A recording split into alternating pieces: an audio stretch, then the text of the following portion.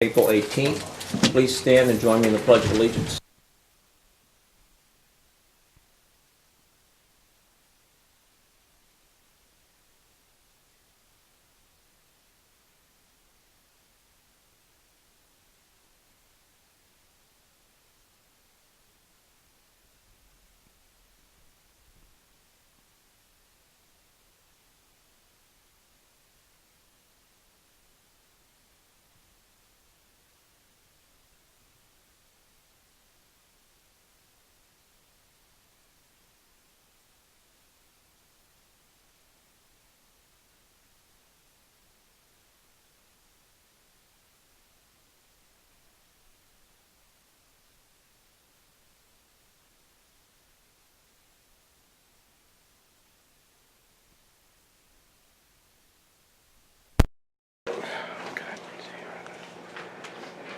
Seeing none, we'll move on. Announcements.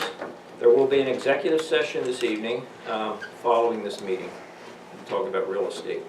I have a couple other things that have been added, and then we'll get to the drawing. There's the Historical Society will be having their Shredder event on May 5th from 2 here in the parking lot, I believe, David? Right? Yeah, just like always, so please keep that in mind. I also want to announce that the Historical Society has been given a great honor here. They were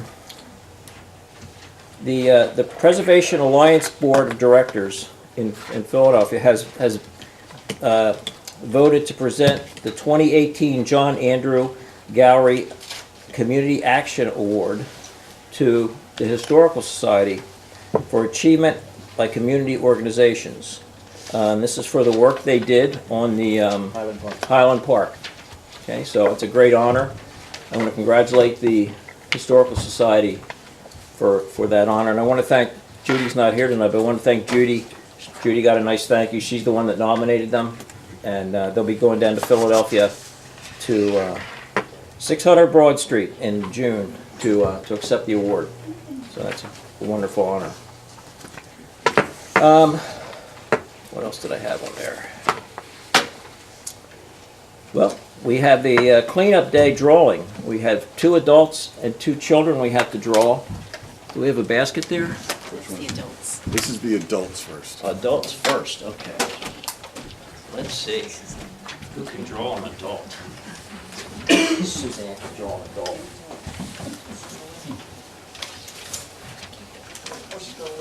She had to make sure it was hers. Get a hold of it. David Yeck. Not here. Okay, that's one. All right. How about another one? Mr. Linden. You looking for yours? I didn't even get notice of it. Vicky Crofhavel. All right. Those are the 2 adults. Children? Want to dump those?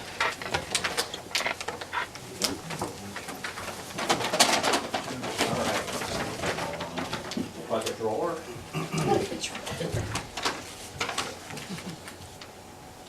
All right. Cody H. From 1334 Keystone Drive. I guess we'll figure out where that one is. That's got to be at least eight. All right. Josh H. Of 3034 Keystone. So we have 2 of them. They can both come together then. All right. All right. And they will receive their awards at the next meeting. Or there, yeah. All right. I don't believe there's anything else in announcements. So I will move on to the consent agenda. The items on the consent agenda tonight are the March 28th minutes, the Conservation Committee, the WIN Plan Review Status and Authorization Vouchers, the Emergency Service Report, Building Zoning and Building Permit Report, Public Works Report, and we've added the Frankenfield Development Agreement and the Stormwater Management and the signing of these after the meeting. So, is there any The questions? signing of the plan. Signing of the plan, I'm sorry, and I did have that written down. I move for approval. Yep, I'll second that. Second, all in favor? Aye. Aye. Okay, thank you. That's how quickly we can finish all those events, items. Confirmed appointments, we have none. So let's move on to our committee reports. Chris Durstein for Planning Commission. Good evening. Good evening. Evening, Chris. Okay, PC met last Tuesday. We had one applicant, was Kratz from Ridge Valley Road. Pardon me. They have a 19.4 acre lot there with the residents. They are proposing to divide that into 6 lots. Has a couple of challenges. First of all, 3 of these lots are proposed to be lane lots. As per our ordinance, 3 or more lane lots are to require a public street for access unless there is some type of problem with doing that, if it's unfeasible.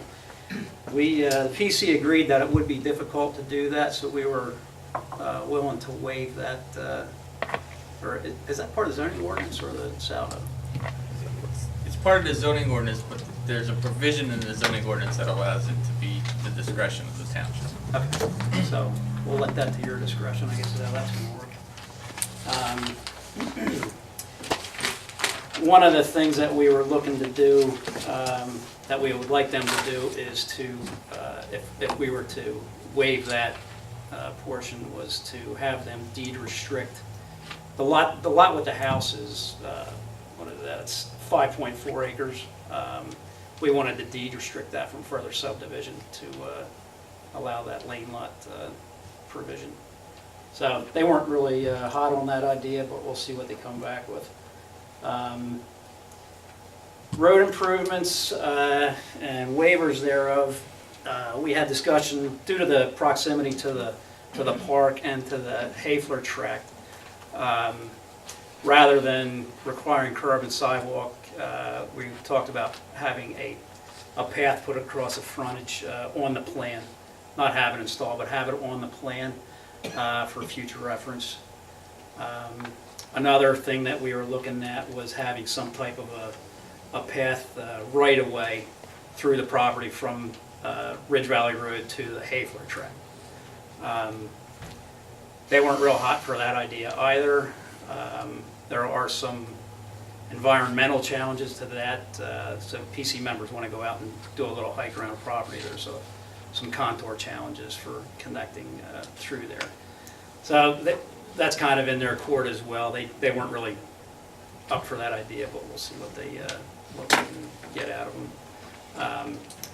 Andy had a great point with our surveys that we just had done for the comp plan. Trails and walking trails were a top priority. They So are, yes. I think it's worth pursuing. That was pretty much it for the Kratz. We tabled that for further discussion. Second item of our meeting was to do a saldo corrections, and this is Steve's idea here. Since the ordinances are going to be codified here in the near future, Steve has a few corrections and whatnot to the ordinance that he would like to incorporate before the codification. And Steve, if you want to elaborate on that, I saw it's on the agenda for later. Yeah, it's on the agenda under my report, but I guess the subdivision ordinances from back in 2011, I have a bunch of margin notes, some typos, some little things that have changed over time. Exactly what Chris said. Since we're codifying the ordinance, it would be nice to do a cleanup, not a rewrite of the subdivision ordinance, not like we did the last time. It took months and months to go through it, but basically fix errata and just something, bring a few, like some of the tree species aren't to date now because ash trees and some of the other problems we've had. Just some cleanup items like that through the book. It would have to be done by ordinance, but just those types of items, not a rewrite of all the provisions in the ordinance. Okay. So the PC voted to recommend that you authorize Steve to carry to do this work. So again, that's up to you guys. So you would have to put that together and bring it back to the PC, I'm assuming, and then we would go through his changes. Yeah, the PC would look at a draft, that it would come back to the board, then you would have to authorize it to be advertised and go Right. through the whole ordinance process. Okay. But the PC would look at it first to see that we covered everything. How extensive are the changes that you're recommending? I mean, I didn't go through to count up all the items, but there might be 24 little items. I mean, we're talking about one sentence item, changing wording from this to that, not whole rewrites of sections. Any questions? I have none. Yep.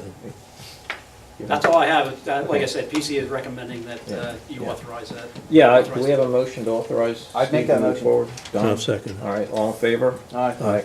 Okay, thank you. That's all I have. Okay, thanks, Chris. Thank you. Thanks, Chris. I'll make a motion, we accept Chris's report Yeah. as presented. Don? Second. All in favor? All right. Thank you. Park and Rec, Mr. Strobel could not attend tonight, so Jay's going to make some comments about the meeting. Yep. The Park and Rec had a good meeting last week, Thursday. A couple of the things that we talked about was baseball is underway now, as you all can see. The park is full. Two fields going on, and I mean, the parking lot, stones and everywhere were packed last week, and as you can see tonight, they're pretty full as well. And that's coming along really nice. Everybody's happy. The next thing on the agenda that we discussed that was major is our 8th annual Children's Fishing Derby coming up on Saturday. So any of you that have kids, make sure you bring them.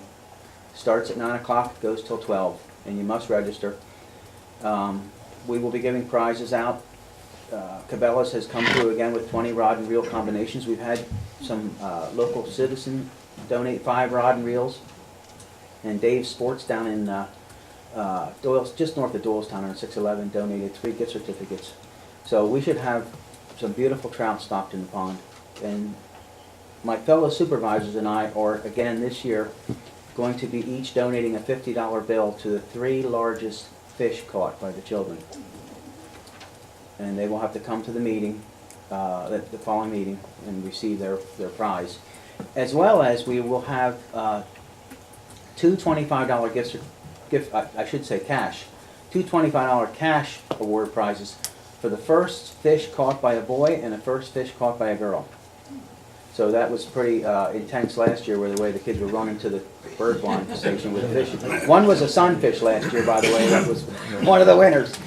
So we've had an enormous amount of support, and I want to thank all the businesses and anybody that donated to make this possible. We have, I would say, close to 500 trout that are going to be stocked, and they're really quality fish.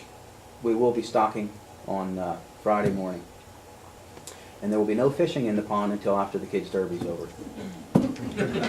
And don't be late if you're bringing your kids or your grandkids, because those first 2 fish Exactly. get caught in about 15 seconds. Yeah. And I will say, we've had some local businesses donate hot dogs and stuff, and Landis is helping out. We're getting donuts, free donuts for everybody, free hot dogs and drinks for the kids. We have coffee. It's a real, true community event, and there's been a lot of generous support from the community and the businesses in this community that I want to thank. And hopefully we'll have good weather, and the fish will bite, and the kids will catch them. And I will ask Sergeant Maloney, make sure that word gets out. We will protect that pond. From Friday I've to already been Saturday. instructed to guard that pond. Thank you. That's about all we had. It was a pretty quick meeting, wasn't real long, so I would say. I'll have 2 more updates. Okay. The Compassion Friends Garden I has forgot been it's got all its flowers in it for the spring. It looks beautiful. They put in new trees. They have some more perennials to put in, so the garden is really looking fabulous. So you should all go over and take a look at that.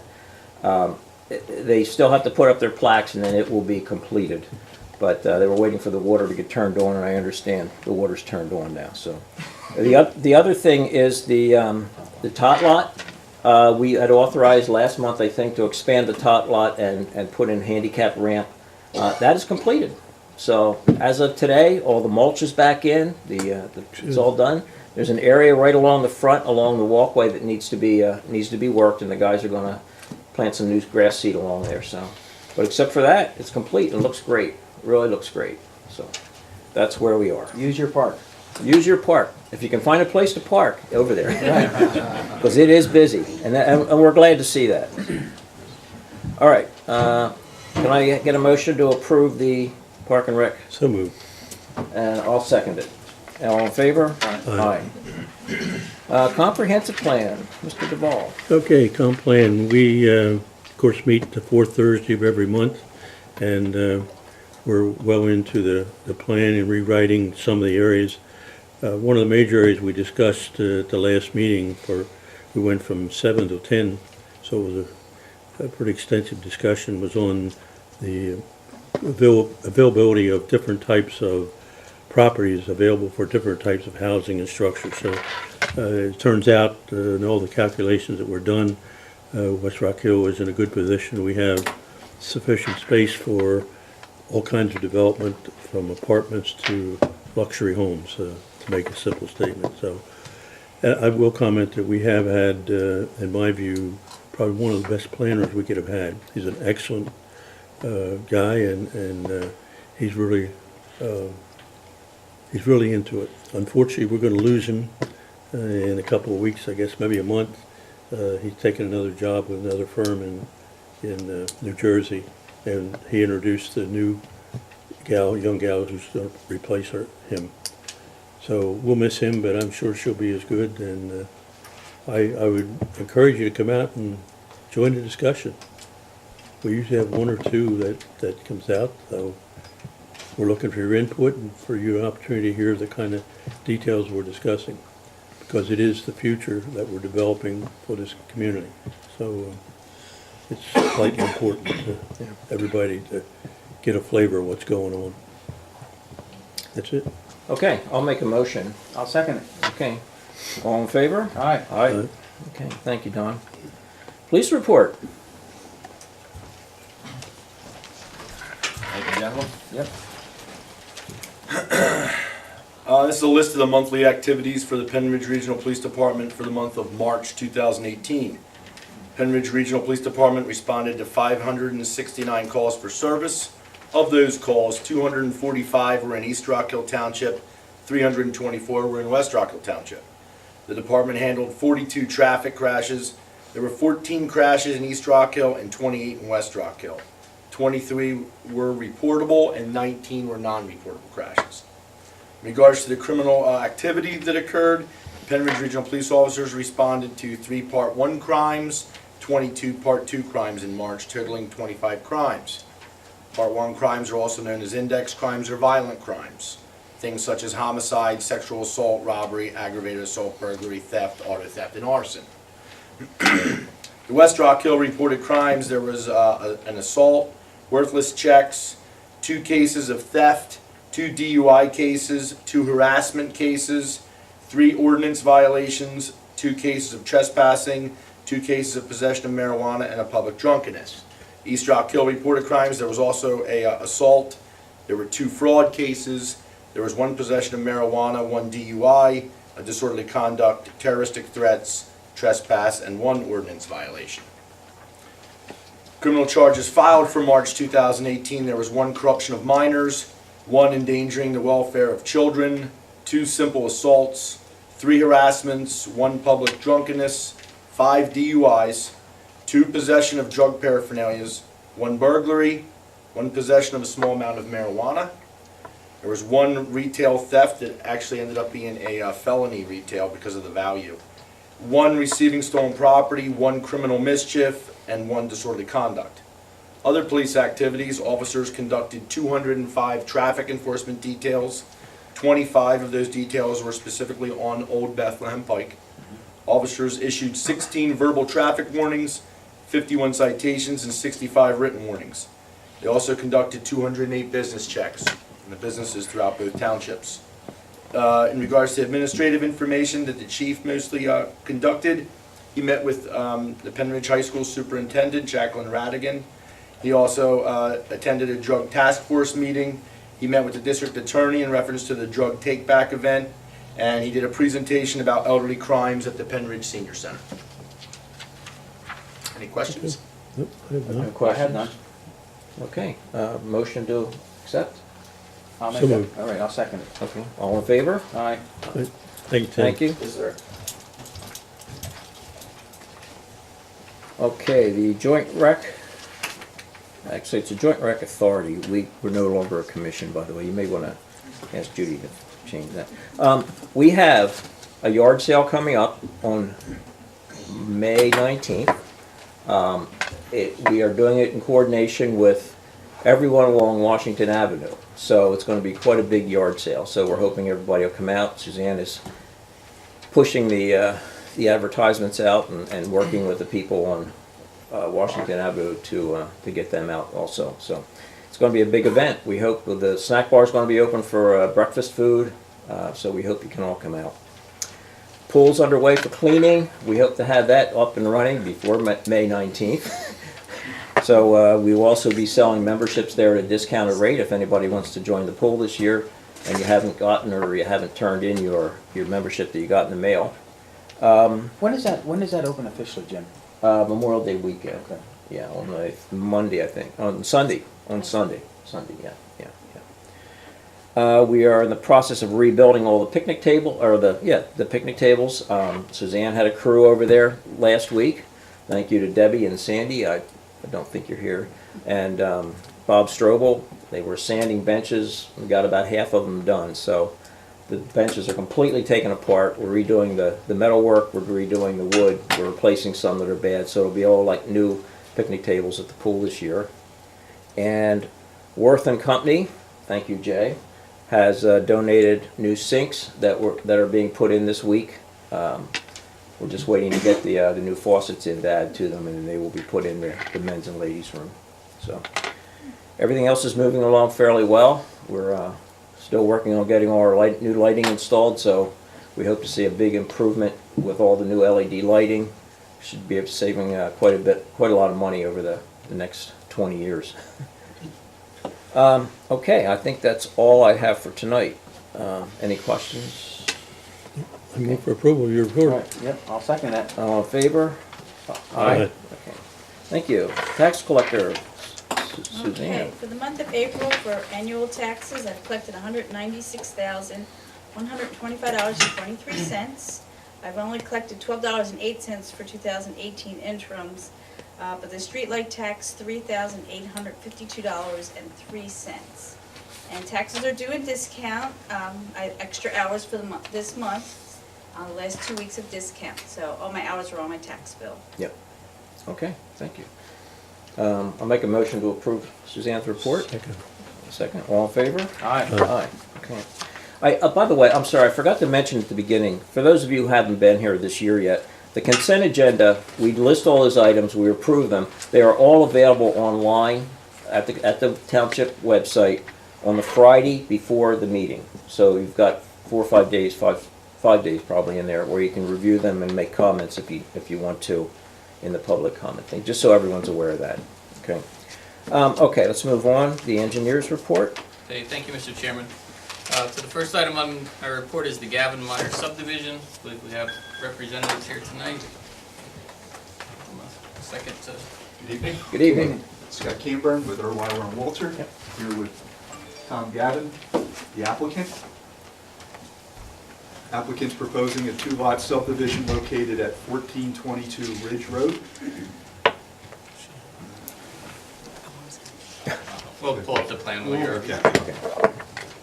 It's a 2-lot subdivision. It's a 39-acre parcel. Sorry. Now you're in the right Now frame. I'm good. You got it? No, you got your microphone right there. See? No, there's a He's more organized. I was just waiting for the point. there's a Yeah. microphone right up there. If you Okay. stay near there, everybody can hear you. Okay. Ready? Yep. 2-lot subdivision located at 1422 Ridge Road. This is the existing dwelling located on Lot 1 that will remain. Lot 2 is a 25-acre parcel with 1 proposed dwelling. Scott, that larger piece there, that also corners down on Simmons and Goldmine, right? Correct? Correct, Simmons Yes. and Bardsley. Good enough. And gold mine cuts off up in the top corner. Right. Right there. Gold Yeah. mine right here. There is, well, a little bit of frontage up on lot one. Yes. Very little. When we go to lot, page 4, it has the grading plan. Is that one it? That's good. Here's the proposed dwelling, driveway coming in off of Simmons. Detached garage, septic area, stormwater management area. Remainder of the property, which is all wooded, will remain wooded. No additional disturbance. We're under 1 acre of disturbance. We are in receipt of Steve's review letter dated February 2nd, which we discussed at the February Planning Commission meeting. All items on the review letter will comply. Okay. We done? Nope. I was just waiting for questions. Oh, okay. I have no questions. You, Jay? No. Don, do you have any questions? Listen, No we're questions. listening. Yeah. We had waivers with regards to roadway widening, storm sewer, sidewalks, curbing along all 3 roads. Road widening, curbing, sidewalks. Is that what you said? Correct. And that was our waiver request letter dated January 15th. I have a copy of it if you would like. I didn't. Hold on a second. I believe it was attached to Steve's review letter.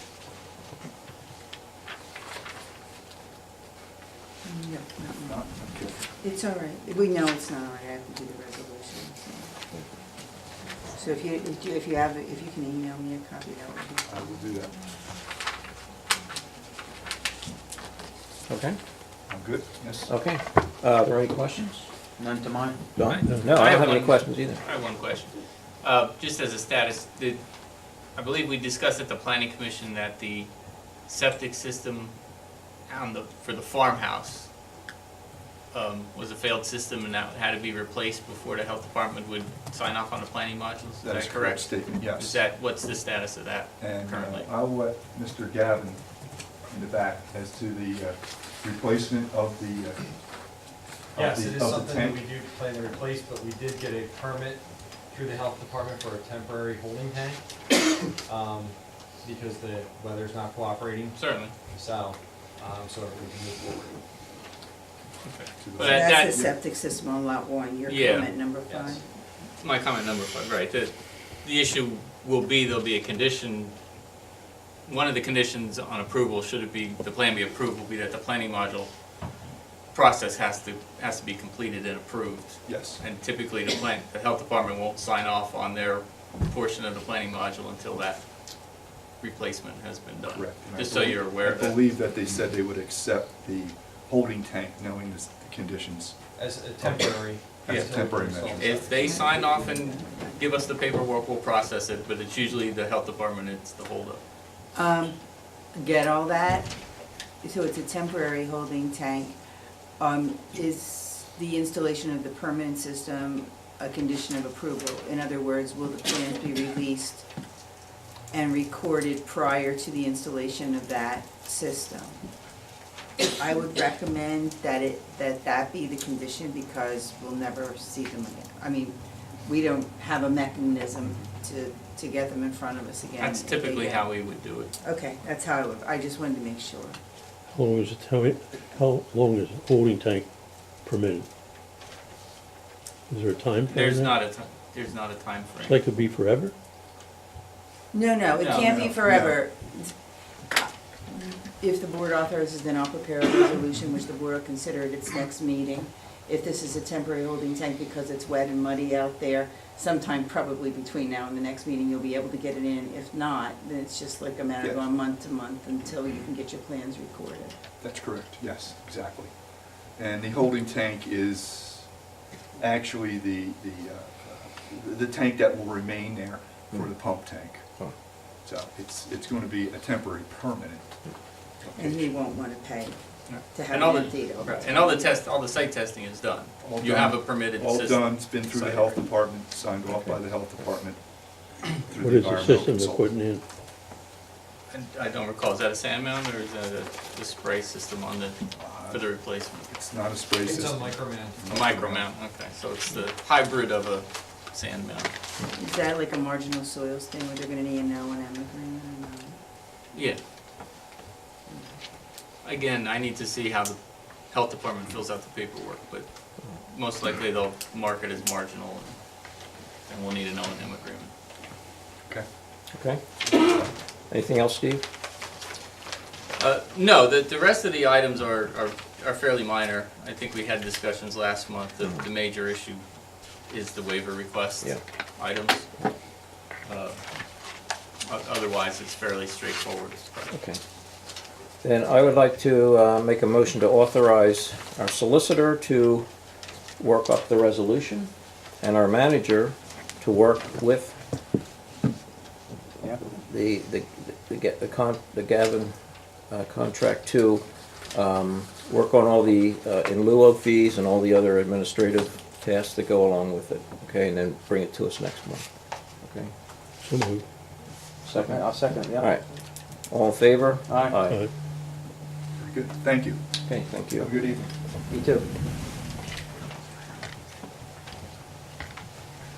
Okay, we had moved the signing of the plans up to the consent, so I don't think we need to get Yeah. through that again. No, so I don't have anything else. Yeah, okay. All right, thank you. Move for Steve's, approval of Steve's report. I'll second it. All in favor? Aye. Aye. Solicitor's report. Yes, the only thing on the solicitor's report this evening is a proposed amendment to the zoning ordinance to address the sale of fireworks.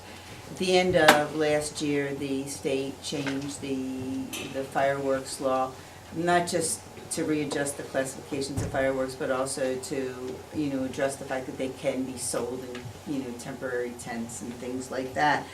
And several of you went to the Cato conference in February and came back with some recommendations from a speaker at that conference regarding the need for an ordinance to be more specific about where fireworks can be sold. So, without any other legislation, right now they can be sold wherever retail uses are permitted, which is the old 3-owner PC and PC1 or PC1 and PC2. I have it. Anyway, the old 309, what's that called? Bethlehem Pike.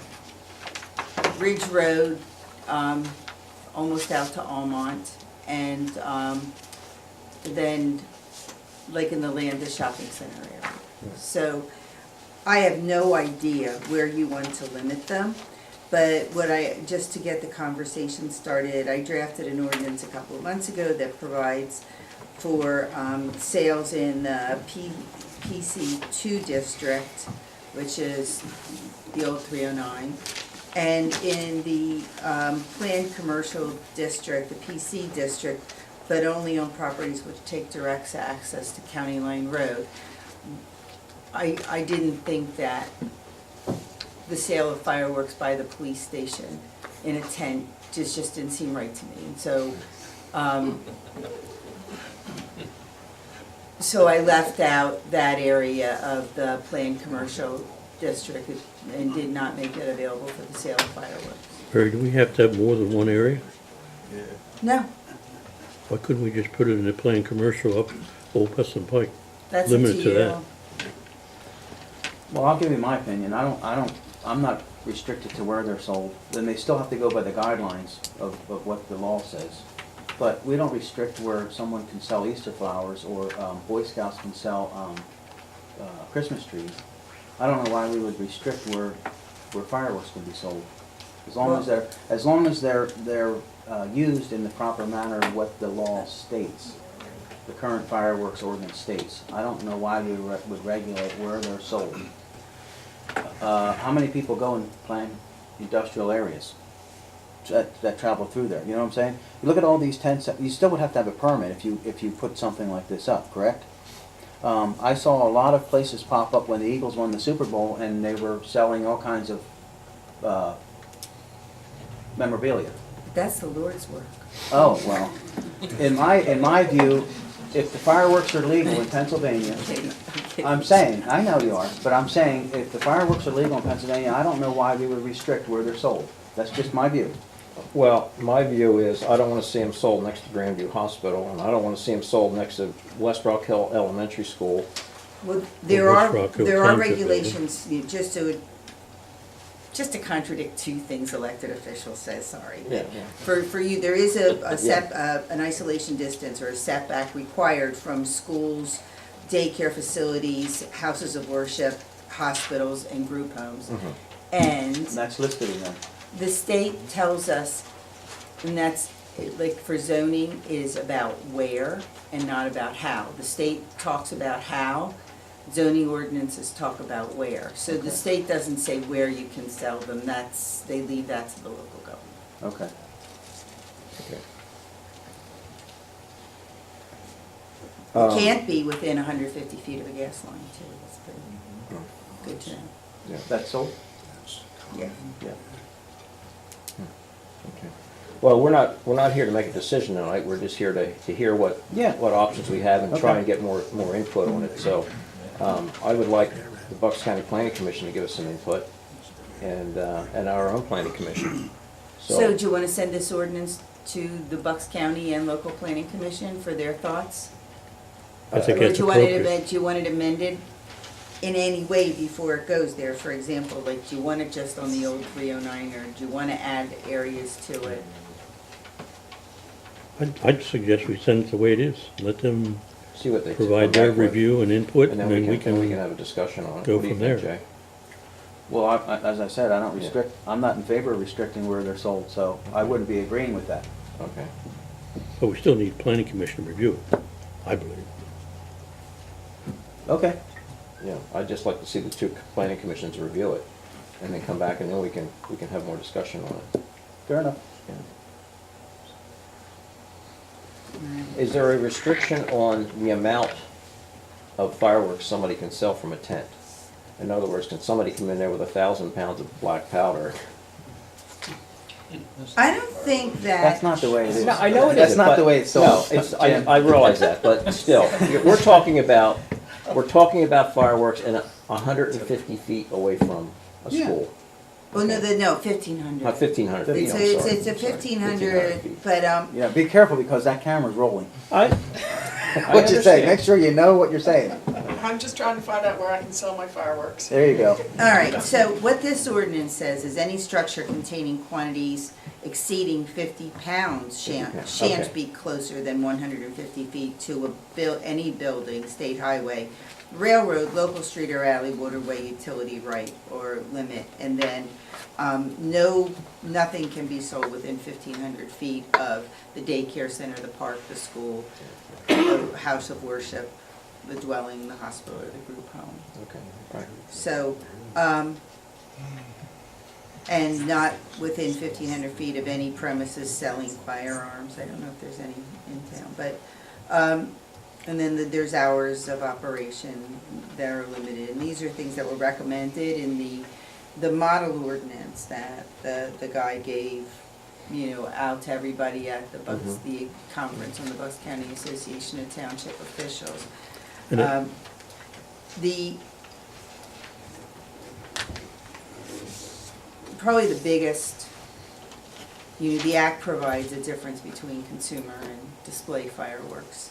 And that's what would, keep the big, powerful explosives from being sold in. And the ordinance defines what type of fireworks can be sold. Well, the ordinance says that consumer fireworks, in accordance with the state law, can Right. be sold. Well, I want to make sure everybody understood that's what the situation is. Right, Because they haven't read the ordinance. right.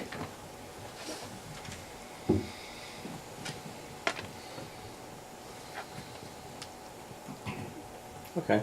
I mean, So I'll send it to the local and the county planning. I would like to get their input on it. I don't know how much I would want to restrict it either, to be honest with you. But I would like to get input from the two planning commissions. That's my opinion. I think another Yeah. factor is, how many places you have that are Right. selling Right. fireworks Right. and how's it working out. Yeah, right, yeah, okay. All right, So I make a motion that the solicitor provide copies of that for planning commission review. yeah, I would second that. Yeah. All in favor? Aye. Aye, okay. Get some input on that, thank you. Anything else, Mary? I have nothing else Okay. unless you have questions for me. No, can we get a motion to approve the solicitor report? So moved. I'll second it. All in favor? Aye. Aye.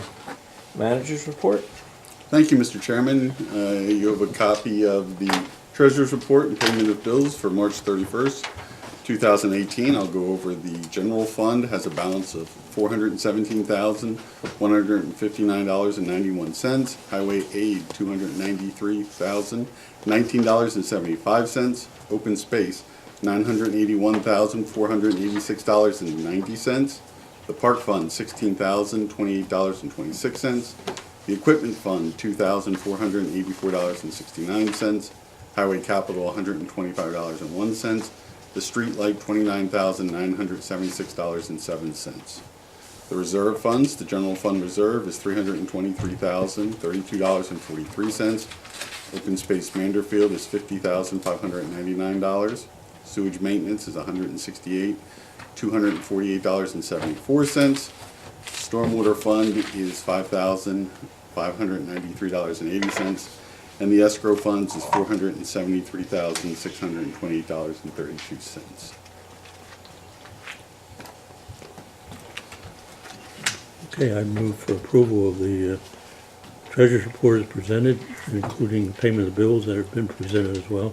All right, I'll second that. All in favor? Aye. The next item is the 2018 authorization to bid road paving.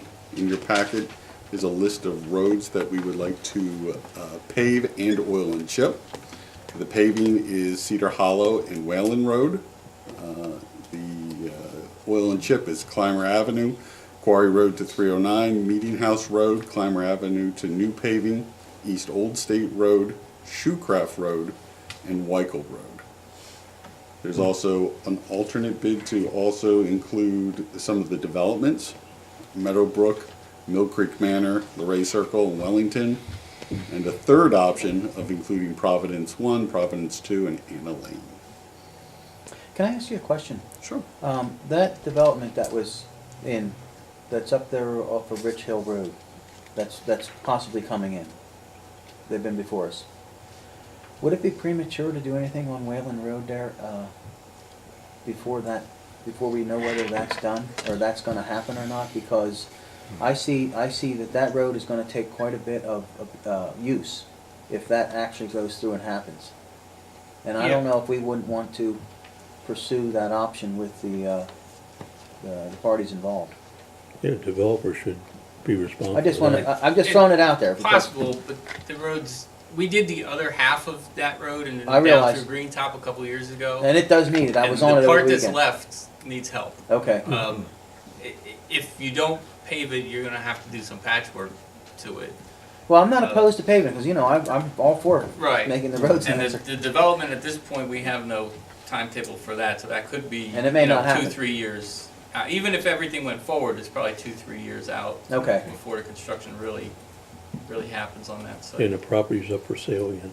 That answers the question then, anyway. All right, move forward, sorry. So that's the list of roads. Alls I'm looking for is authorization to go out to bid. And then we will get bid prices and come back to the board of I'd make supervisors. a motion for you to I'll do that. second. All in favor? Aye. Aye.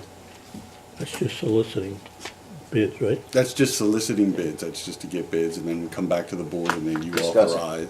authorize it based on the bid results. Okay, That's all I have for manager's report. the approval, I'll make a motion to approve the Approve. manager's report. all right, Second. all in favor? Aye. Okay. Old business, line striping draft policy. The board has a copy of the line striping policy that was presented last month. More or less, the policy states that certain roads, after they get paved or oiled and chipped, they will be line striped as part of the plan. For example, Shoecraft Road is on the list, and when it would get oiled and chipped this year, it would get line striped. Other roads that have not been line striped won't get line striped until a new paving or a new oil and chip. Okay. Do you have any? Well, the one thing that we have to consider is, you know, where's that money gonna come from every time we have to do that? Right. That's gonna be the And we don't concern. know what that cost is yet. Well, I can give you an idea of the cost, just so you have. Okay. Because we just saw some bids in from another township, and they were paving about a mile of road, and it was about $6,000 to do the line striping. On a mile. Per mile, for a Wow. double yellow line. You have to remember, marking a new road is more expensive than repainting an existing road, because they have to lay it out and mark out the center lines and things. Yeah. That works out to be about 4%, give or take, of the cost of paving the road. So not an exorbitant amount when you look at the overall cost. On an oil and chip road, though, because oil and chip is so much cheaper, you know, it might be closer to 10%, 8 to 10% of the cost to oil and chip the road would be the painting. But you get a lot more oil and chip done for your buck. Yeah. On that. Okay. How many communities around have done that? Really, to the extent it's what's listed here? Most of our other municipalities paint the roads as they pave them. Except maybe like Haycock. They don't do a whole lot of painting.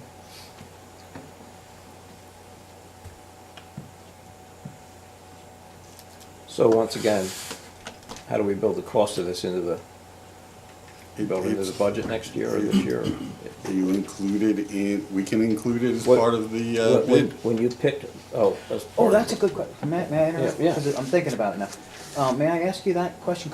Would it be possible to go back and see what, let's just say it cost $6,000.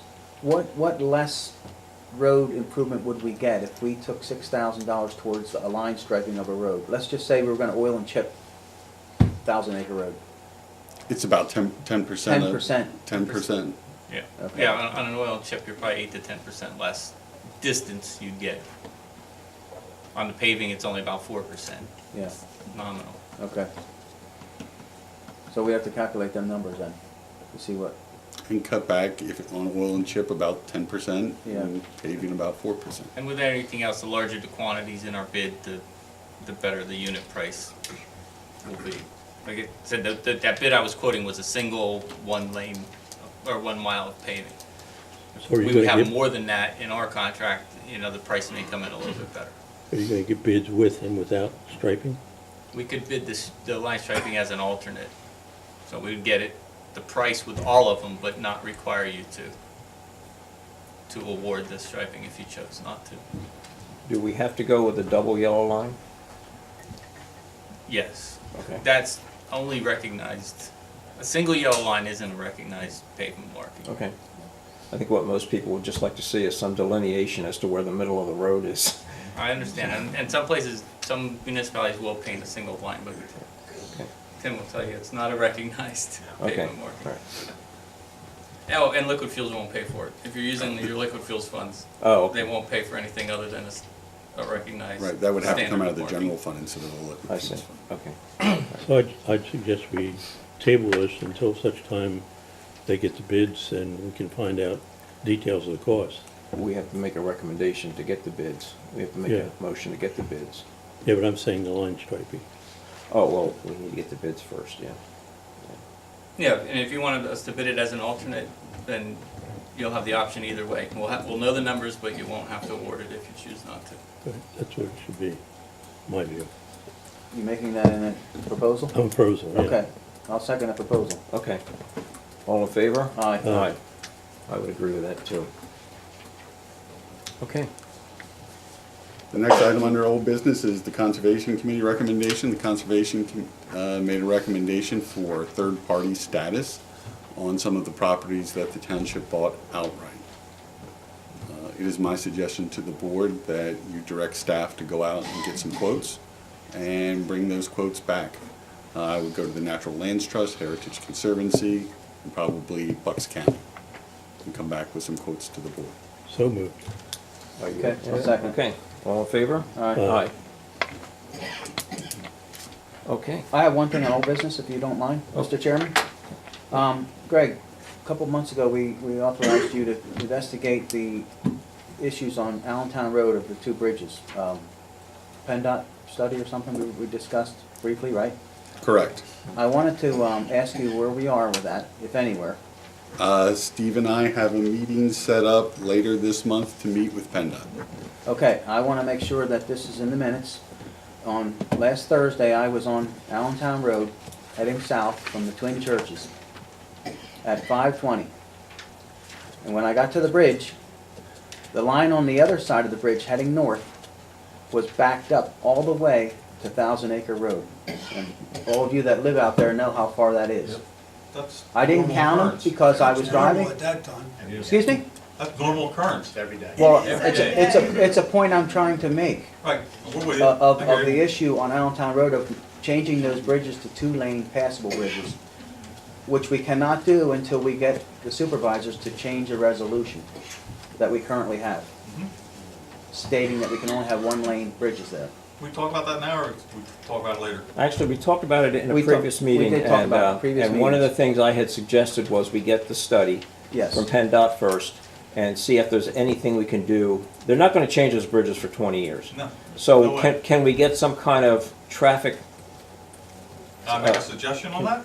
I was thinking lights or something to allow, 30 minutes one way. I can double the Excuse me, speed going over excuse that me, bridge. could you identify yourself to Sherry, please, with your name and address? Don White, Allentown Road, What's the address, Don? 1056.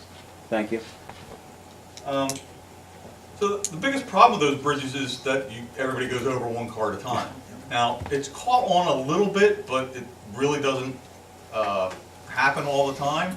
If you go 2 cars at a time, I know. it doubles the speed going over that bridge. It's twice as fast to get over that bridge, but you still get flipped off All right. by people who don't like it. Now, all I'm saying is, one simple sign that says 2 at a time would solve the majority of the problem on that bridge. You would have 2 cars going over at a time each way.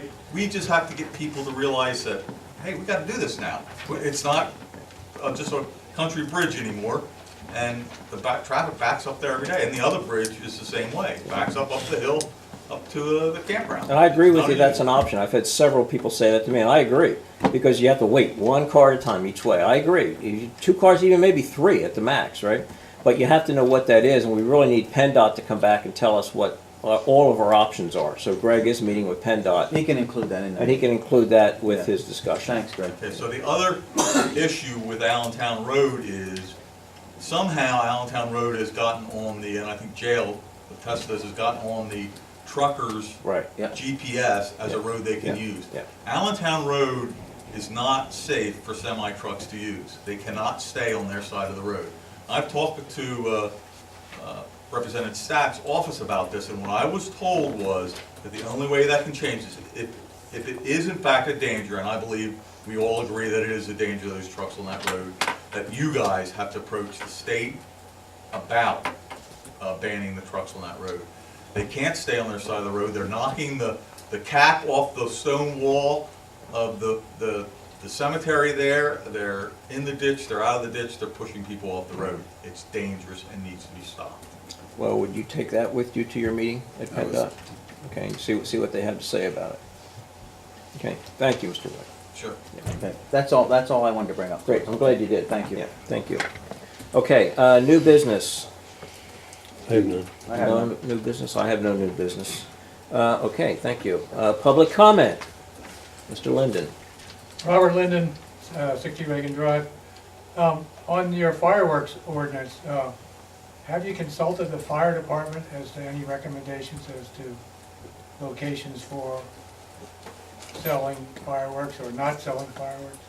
Maybe they have a preference, like maybe you want to be near fire hydrants, not next to certain buildings or something. We can do that. We have not done that yet. Okay. Like I said, we're at a point where we really need to take this to the planning commission, and we can also talk to our fire departments at the same time. Okay? Thank you. Tony Bogner. Time resident. Yeah. The painting on the chip roads, I mean, isn't that kind of a waste of money? I mean, painting stones and having them, half the time when they chip the road, you wind up with a ton of stone in your driveway the first time it rains. And I just, for $6,000, I mean, you're just throwing the money away. I don't see no point in it. And I would, a paved road, I get it, but not on a chip road. Well, We're just First of all, wasting money. they're not paved right, or they're not painted right away.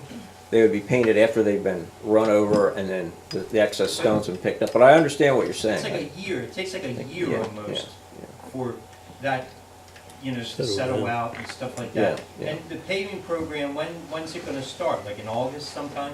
Is that what you're thinking? We don't know what it costs right now, Tony. I know, Yeah. I wish you wouldn't consider it, not on a chip road, because it seems senseless Okay. and a lot of money, that's all. Okay, and I should have mentioned, and I'm gonna go back because we have a lot of people here, and I think there's a lot of people who have something to say. You get 2.5 minutes per comment, so Tony, you were well within it, so thank you. Yeah. Yes, Linda Marks, 710 Thousand Acre Road. In direct response to your comments, sir, Thousand Acre Road has not had a line or any lines on it for probably about a year, paved and chipped road. Personally, a few months ago, we've had many foggy nights on Thousand Acre Road. A friend of mine called me hysterical. She said, I'm in a ditch on your road. I don't know where I am. All I can see is Christmas lights. She was maybe about 100 feet north of Jim Karcher's driveway. Luckily, she went off to the right rather than off to the left, or she would have been on her side. yeah, She was off, she was in the water was about half an inch from coming in her door. It's good she had the cell phone service she had, because when we went out and found her, none of our cell phones, because we have terrible cell phone Yeah. service, could get to 911. Her cell phone got to 911, that the police could come out. She ended up paying $95 to have her vehicle towed out of that ditch. Would have cost another $100 to tow it to our house. So there's a situation that could have been catastrophic. I don't care if the road crew goes down the middle of the road with a spray can and sprays one line down the middle of the road. We need some kind of reference point, because on foggy nights we have dangerous ditches on Thousand Acre Road, and something bad is gonna happen. So I adamantly implore you to get a line. I went down Shoecraft, I see they don't have a line. I don't know how many other roads have that, but our stone is certainly settled. We need at least one line down the middle of our road, because I got the call that she was, Yeah. if she couldn't get out on that cell phone, I don't know what might have happened. Thank you. yeah, thank you. Yes, Harry Lowell, 521 Thousand Acre Road. I can agree with her. Whether the board knows it or not, it's a short, Thousand Acre Road is a shortcut from Allentown to the Ridge Road. And rush hour in the morning, rush hour in the afternoon, it's like a turnpike up and down there. And before they oil and chip the road, we did have lines down the middle and two white lines on either side. I could not see the reason for the two white lines on either side. Down the middle, yes. And I think the board should consider doing something about it before something happens. I can tell you that one of the things we're looking at are which roads can legally get lines down them because of their width, and which ones have had the most accidents. And I know that we've looked at both of those. I know that Thousand Acre Road, I live there, so I know how dangerous that is along the edge. Some of those ditches are 6 and 7 feet deep along there. I think you look at something like Gold Mine, it's the same way. You go up Gold Mine, they might not find you for 3 days. But, it gets really bad up on some of those roads. And I think those are the ones we need to look at along with these others. But we need to get the pricing and see what that's gonna come in at. Okay? And Tony, I understand your point too about the lines not staying there that long, but we need to look at some of these just from a safety perspective and see what we can do. Any other comments about that before we move on to another subject? Oh, yes. Paul Ragen of 1402 Lawn Avenue. About 2 years we went through this. Yeah, I know. I cried, pleaded. I got one line put on my road, Yeah. and it's been a godsend. Yeah. So I can know how people feel. I feel much better that I got a line and can see where I'm going on the foggy nights. But the thing that disturbs me is some professional in here mentioned about a one-liner is not